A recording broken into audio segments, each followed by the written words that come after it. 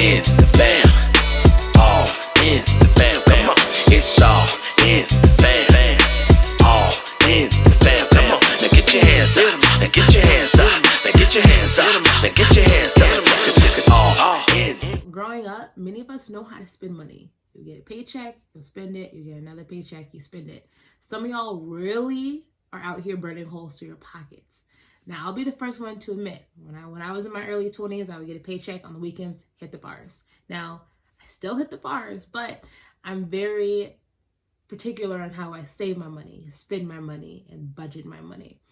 And I think our generation lacks financial literacy. So, in this video segment, we're going to be talking about investing and why it's super important to invest not only in our money, but also in ourselves. So our friend David is going to share some tips and tricks on how to start investing, the pros and cons, and why it's beneficial. So grab your pens and papers. I know I will. I'll be taking notes because I'm trying to be financially stable and financially independent in the future. And I think investing is a great tool to achieve those goals. So if you're interested, stay tuned and watch this video. David, take it over.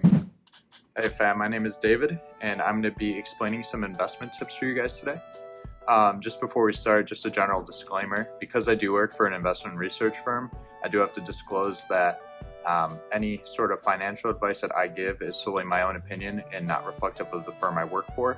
Past performance is not indicative of future results. And please consider your own investment horizon and your own risk tolerance before investing. So before we start, let's first define what investing is. So according to Investopedia, investing is the act of allocating resources, usually money, with the expectation of generating an income or profit. You can invest in endeavors such as using money to start a business or in assets, such as purchasing real estate in hopes of reselling it later at a higher price. So why is it important to invest?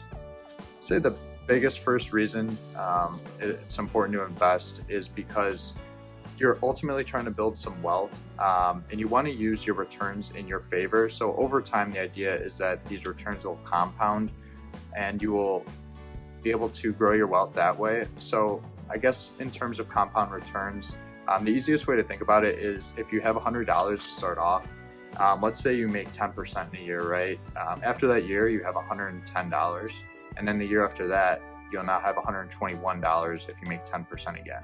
So the idea is essentially that your returns will compound over time and you can grow your wealth that way. So that's the biggest pro of investing, is to be able to grow that wealth over time. You can generally start with very little money, and this is a very common misconception amongst a lot of people, is that you need like a ton of money to be able to start investing. When this simply isn't true, you can start with as little as $5 or $10 and just work your way up. I think that the most important thing, honestly, is just starting to get in the mindset of saving and investing and keeping it in mind. The third pro of investing is having very good liquidity.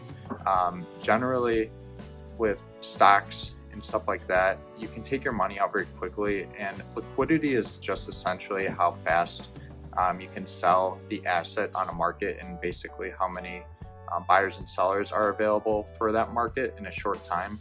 So if I own a stock, I can generally sell that stock on some sort of an exchange very quickly, and if I need the asset for money, I can get that pretty quick.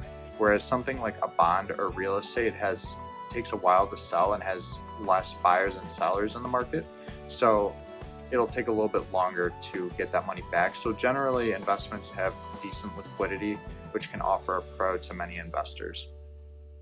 Some cons about investing can be, first, that returns are not guaranteed. As I kind of talked about earlier, returns are not guaranteed. Although the stock market has generally gone up since its inception in the early 1900s, there's no future guarantees of results. So despite doing everything in your power to save and invest, that money isn't very, like I said, guaranteed.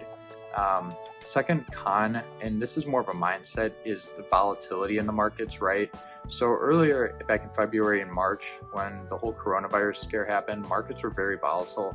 Volatility is essentially just how fast or how up and down the markets go. So we saw markets swing 5 to 10% in a single day sometimes, and this can generally scare beginner investors, just because if they see their portfolios down 7% in a single day, that might be scary to some people. So I would say the volatility isn't always a con, but it can be for beginning investors. And then the third one is that you can lose your shirt if you don't invest properly or within your risk tolerance, because if you sell or if you buy a stock, right, and that company goes bankrupt, you will essentially lose all the money that you put into that stock. So it's very important to diversify. So we'll kind of get into that later. So 5 ways that you can start by investing are the cookie jar method. So this is like when you're earlier, right? When you're 5 years old, your parents would give you some allowance for a week, and you just put, your quarters and stuff like that in a little cookie jar. You go to a bank in a month and, cash in all your change, and you'd end up with $20, right? So this is the most simple form of saving, and I think that it teaches us a lot of lessons. Again, the mindset of just saving and investing is very important. So this is one way that you can just start investing now. And I would say that another step up from that, and kind of the same ballpark, is to put your money into a savings account. So this can be through your bank. And all this, essentially what happens is you'll have, your money that you put into your bank, but you can earn a little bit of interest. Typically these interest rates are pretty low, so they might not be the most efficient source of investing your money, but it is a good way for saving, and it is a little bit better than just having it sit in a literal piggy bank. And that reason it might be a step up. The third way I would say to start investing is through a Robinhood or a Webull. So Robinhood and Webull are both different platforms that people can use to invest in stocks, exchange traded funds, and other funds. And it's a great way for low cost, beginner investors to start investing their money. And I'll kind of get into these in a little bit. And then I would say the fourth way is through robo-advisors. So another step up from stocks would be through a robo-advisor, like a financial advisor. These robo-advisors have really kind of been appealing to millennials and through Gen Z, because people don't really mind not having the human component of it. They'd rather just say, hey, this is what I have and this is what I need. These are my goals, so pick a portfolio for me, right, to be able to meet my goals. So this is essentially what a robo-advisor does. If I have $100 and I say that, I'm 23 years old and I want to have X amount for my retirement, that robo-advisor will essentially pick out portfolio that would meet my goals and would adjust over time. However, there are fees that are usually put onto these robo-advisors annually, so that is something to keep an eye out for. And finally, maybe the most important lesson that I will go over today, and one of the best ways to go over to start investing, I should say, is to start with a 401k if your employer provides it. 401ks can be extremely tax efficient, and essentially 401ks are just taking out funds out of your own payroll and investing them on behalf of the company and putting it into some sort of mutual funds or other sort of investment instruments. So over time, you generally don't touch these, and like I said, they're very tax efficient, just because they usually get taxed depending on what you do. You can tax it on the way in instead of when you pull out your money when you're older. So generally, the tax implications are very favorable for people who invest in their own 401ks. So apps you can start using when you start investing, like I mentioned earlier, one of the better ones that has started off is Robinhood. So several years ago, Robinhood came out, and before Robinhood came out, a lot of the brokerages, such as a Charles Schwab or a TD Ameritrade, would come out and they would charge a person $5 to place a single trade on a stock or an ETF. And this was very hard for beginning investors because you might only start off with $100, right? So if you had to put $5 in just to buy a single stock, that's already 5% of your portfolio. So investors were very deterred from investing themselves. But now a lot of these brokerages such as TD Ameritrade, Robinhood, any of those have taken out those fees. So now it's essentially free for investors without those, like I said, those fees attached to them. So I would say it's a great way to get started investing like individually. So that's the first app I would go over. The second one I've heard of that I am not as familiar with is Acorn. You see a lot of the commercials on times talking about Acorn, but essentially what Acorn is if you go out and let's say you buy your Starbucks, right? It costs $4.87. It'll take that extra 13 cents and invest it into some sort of a portfolio that you choose. So depending on your risk tolerance, it'll invest it either in like a conservative, a moderate, or an aggressive portfolio. And you get to pick which one you want it invested in. And from there, you can just keep doing that. And that's a great way to be able to just kind of have that savings start for you without even having to think about it. You just link your card and then you could start investing. It's really a great way for people to start to at least invest, and it will add up over time. So you don't have to say, oh, I have to take out 5% of my paycheck and just put it aside, and it automatically just basically does it for you.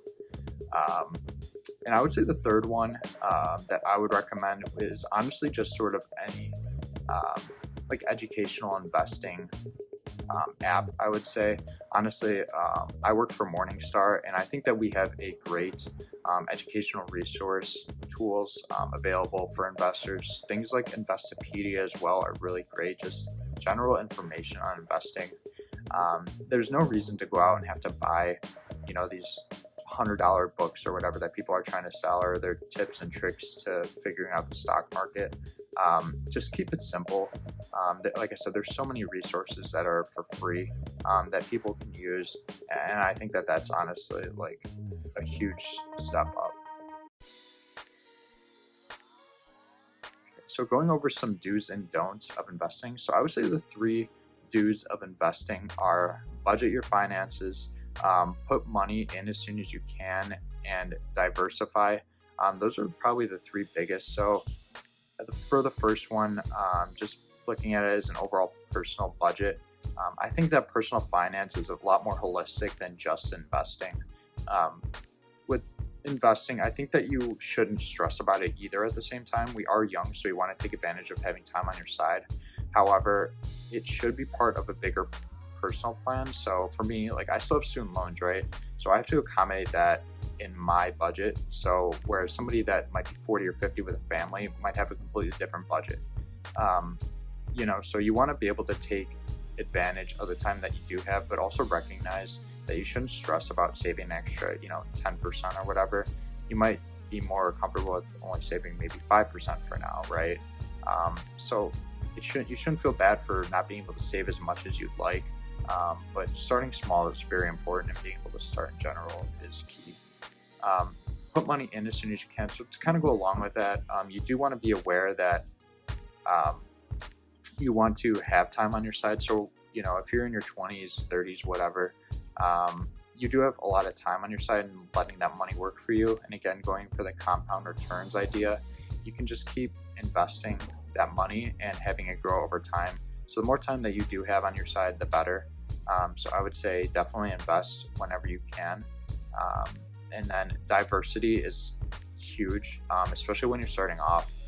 The idea that you need a lot of money, I think, comes from the fact that it's very hard to diversify early. And I think that this is kind of a myth, because they have so many different ETFs, exchange traded funds, and like mutual funds now for investors to invest in, that it makes diversity relatively cheap. So exchange traded funds and mutual funds are basically just baskets that are traded like stocks with a bunch of underlying securities. So for an example, instead of buying every 500 company in the S&P 500, there's a single ETF called the SPY, that's a ticker on it, where you can just buy that, and it's like $300 or something, $400 now. But you can buy that, and that'll give you exposure to all those 500 companies in a single basket. So essentially what you're getting is a single security without having to buy every individual stock and it gives you that diversity. So that's a huge component of starting off when you're investing. The 3 don'ts of investing are don't try and time the market. That's a big one that I see a lot of people trying to do. You'll hear like a lot of noise going on with investing, that the market might be overvalued or now might not be a great time to invest. And honestly, like I said, if you're young, you have time on your side. There have been many studies proving that it is better to just put your money in the market, and don't try and time it, because you do have time on your side. And a lot of times people miss out on when markets go up, and this ultimately hurts their returns in the long term. So don't try and time the market, and don't keep moving your money around either. Like I said, now the good thing about those apps that don't charge a fee for your trading for stocks is that you don't have to pay those fees. However, it's kind of incentivized a lot of investors to trade very quickly. So they might, buy and sell a stock within a month or whatever.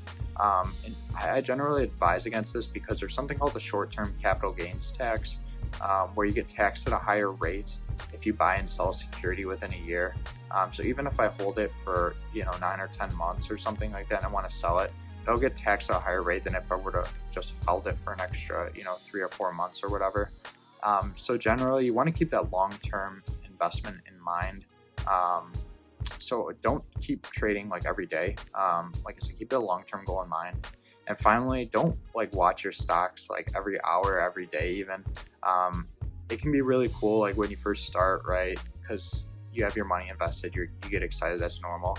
But I think also with these different apps and stuff, it's incentivized people to keep track of it more, and it's very easy just to check on your phone really quick, right? So I would generally advise not to watch it every hour, every day, right?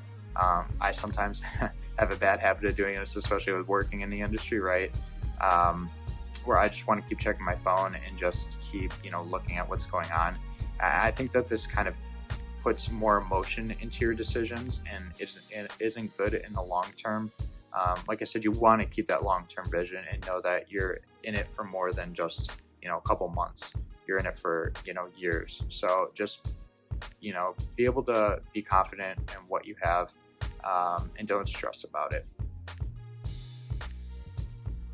So I would say the best advice that I can give to somebody that's starting to invest is ultimately, most importantly, take advantage of that 401k if your employer offers it, and never feel like you don't have enough money to start investing. Like I said, any amount is great to start investing, and just start learning. Ask questions for people that you might know, that know this stuff.